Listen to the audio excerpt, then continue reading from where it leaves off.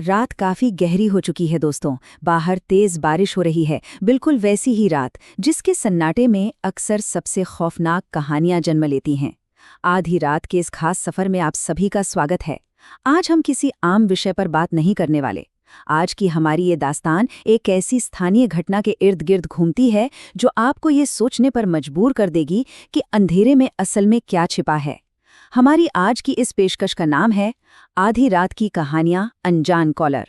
अपने हेडफोन्स लगा लीजिए, लाइट्स थोड़ी डिम कर लीजिए और चलिए इस रहस्यमय घटना के एक एक पहलू को गहराई से समझते हैं। कहानी की शुरुआत होती है एक बहुत ही सटीक और अजीब से समय पर, रात के 2:13। जरा उस माहौल की कल्पना कीजिए। दिल्ली के एक छोटे से इलाके में 18 साल का दिनेश अपने कमरे में बिल्कुल अकेला बैठा है। बाहर मूसलाधार बारिश हो रही है और वो बस टाइम पास करने के लिए अपना मोबाइल स्क्रॉल कर रहा है। तभी अचानक ठीक 2:13 पर उसके फोन की स्क्रीन फ्लैश होती है। कोई नाम नहीं, कोई 10 डिजिट का नंबर नहीं, स्क्रीन पर बस एक चीज लिखी थी, अननोन कॉलर। आमतौर पर हम ऐसे कॉल्स इग्नोर कर देते हैं, राइट? लेकिन दिनेश ने वो कॉल उठा लिया। दूसरी तरफ से कोई जवाब नहीं आया। शुरुआत में फोन लाइन पर सिर्फ भारी सांसों की आवाजें आ रही थीं। ऐसी आवाजें जो किसी की भी रीढ़ की हड्डी में सिहरन पैदा कर दें। और फिर एक बहुत ही डरावनी, फुसफुसाती हुई आवाज गूंजी, दिनेश, दरवाजा मत खोलना। सोचिए, आधी रात को कोई अनजान शख्स आपको आपके नाम से बुलाकर ये कहे। दिनेश बुरी तरह घबरा जाता है और ठीक उसी पल उसके घर के मेन दरवाजे पर जोर जोर से दस्तक होने लगती है। अब ये किसी साइकोलॉजिकल थ्रिलर से कम नहीं था। दिनेश धड़कते दिल के साथ दरवाजे की तरफ बढ़ता है और पीप होल से बाहर देखता है। वहां कोई नहीं था, बिल्कुल सन्नाटा। लेकिन जैसे ही वो चैन की सांस लेते हुए पीछे हटता है, उसके फोन पर एक नया मैसेज आता है, मैं बाहर खड़ा हूं। मैसेज पढ़ते ही मानो किसी ने स्विच ऑफ कर दिया हो, घर की सारी पावर कट हो जाती है। पूरा कमरा घुप अंधेरे में डूब जाता है और उस अंधेरे में दिनेश को महसूस होता है कि कमरे के कोने में कोई मौजूद है। वो धीरे धीरे मुड़ता है और उससे वहां एक लंबा, रहस्यमयी, काला साया दिखाई देता है। सबसे खौफनाक बात, उस आदमी की आंखें पूरे तरह से सफेद थी, उनमें कोई पुतली ही नहीं थी। डर के मारे दिनेश के गले से एक भयानक चीख निकल जाती है। लेकिन जैसे ही वो चीखता है, खट से बिजली वापस आ जाती है, लाइट्स ऑन, और कमरा बिल्कुल खाली। वो साया पल भर में हवा हो चुका था। अगर आपको लग रहा है कि बात यहीं खत्म हो गई तो आप गलत हैं। टेबल पर रखा दिनेश का फोन अपने आप अनलॉक हो जाता है और उस पर दिनेश के बचपन के घर की एक पुरानी तस्वीर खुल जाती है। वो उस तस्वीर को गौर से देखता है। आगे दिनेश खड़ा है, लेकिन जब उसकी नज़र बैकग्राउंड पर पड़ती है तो उसके होश उड़ जाते हैं। दिनेश के ठीक पीछे उसी तस्वीर में वही लंबा सफ़ेद आंखों वाला काला साया खड़ा था। मतलब ये साया आज का नहीं था, ये सालों से उसके पीछे लगा हुआ था। ये तस्वीर देखते ही दिनेश के दिमाग में दबी हुई पुरानी यादें ट्रिगर होने लगती हैं।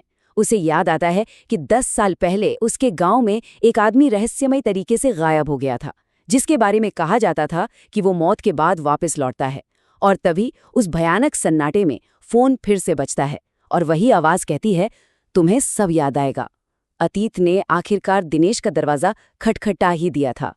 गांव का खौफनाक सच। चलिए देखते हैं कि जब अतीत के पन्ने पलटते हैं तो क्या सामने आता है। अगली सुबह बिना एक पल गवाए दिनेश अपने पुराने गांव पहुंचता है, लेकिन वहां का माहौल एकदम बदला हुआ था। लोग उसे ऐसे घूर रहे थे जैसे उन्होंने कोई भूत देख लिया हो।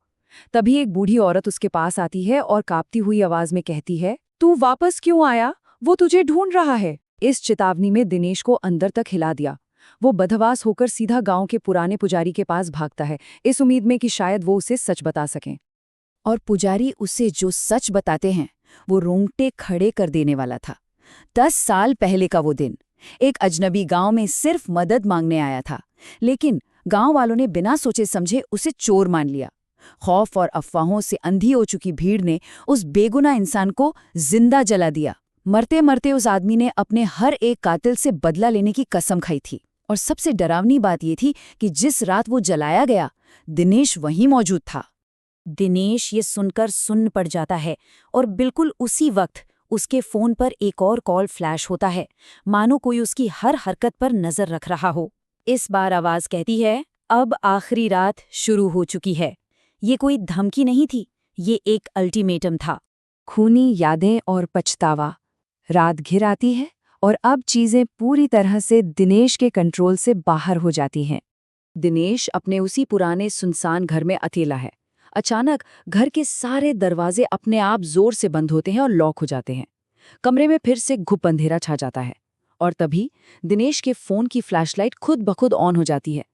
उस तेज रोशनी में सामने दीवार पर ताजे खून से कुछ लिखा था, मुझे याद करो। ये अल्फाज देखते ही दिनेश का दिमाग मानो फट पड़ता है और वो सारी दबी हुई यादें एक सुनामी की तरह वापस लौट आती हैं। दरअसल गांव ने अपने गुनाह को छुपाने के लिए खुद को एक झूठ परोस दिया था कि उन्होंने खतरनाक चोर को मारा है, लेकिन सच तो ये था कि उन्होंने एक बेबस इंसान की जान ली थी जो सिर्फ मदद की भीख मांग रहा था। ये कोई न्याय नहीं था, ये अंधविश्वास और डर में अंधी हो चुकी भीड़ का मर्डर था। और दिनेश के लिए सबसे भयानक सच तो ये था कि वो सिर्फ वहां खड़ा तमाशा नहीं देख रहा था। उस बेगुनाह पर सबसे पहला पत्थर खुद दिनेश ने फेंका था।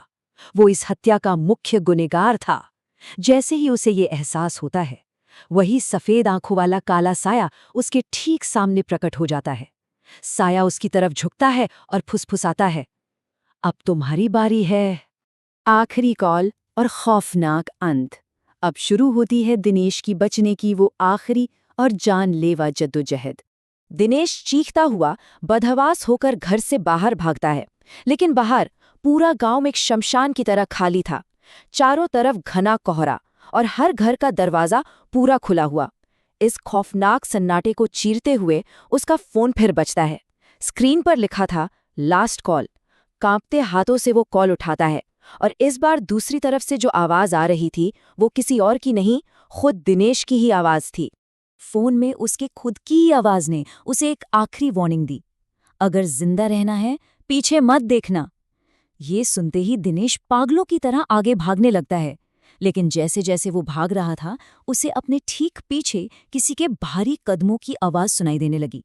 वो कदम लगातार उसके करीब आ रहे थे और यहीं खौफ के उन चंद पलों में इंसान अपनी सबसे बड़ी गलती कर बैठता है।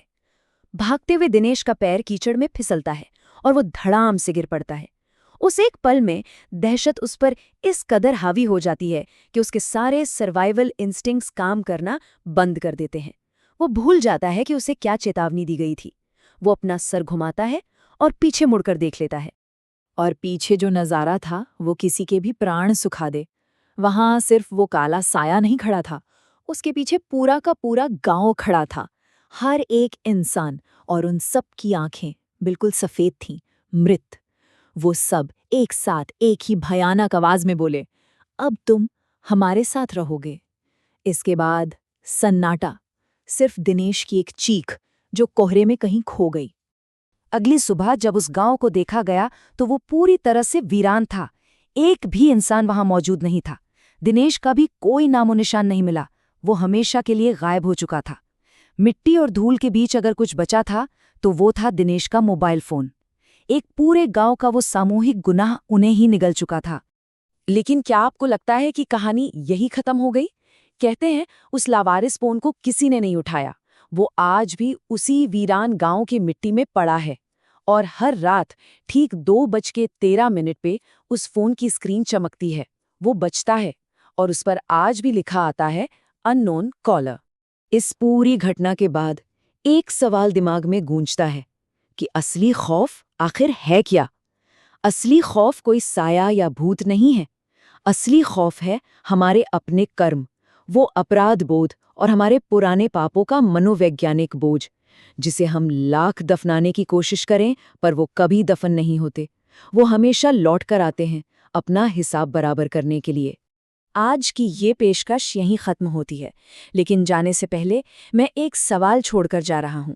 अगली बार जब रात के सन्नाटे में ठीक 2-2:30 बजे आपका फोन बजे और स्क्रीन पर कोई अनजान नंबर फ्लैश हो तो खुद से जरूर पूछिएगा, क्या ये सच में सिर्फ कोई रॉन्ग नंबर है या फिर कोई ऐसा है जो आपको कुछ याद दिलाने आया है।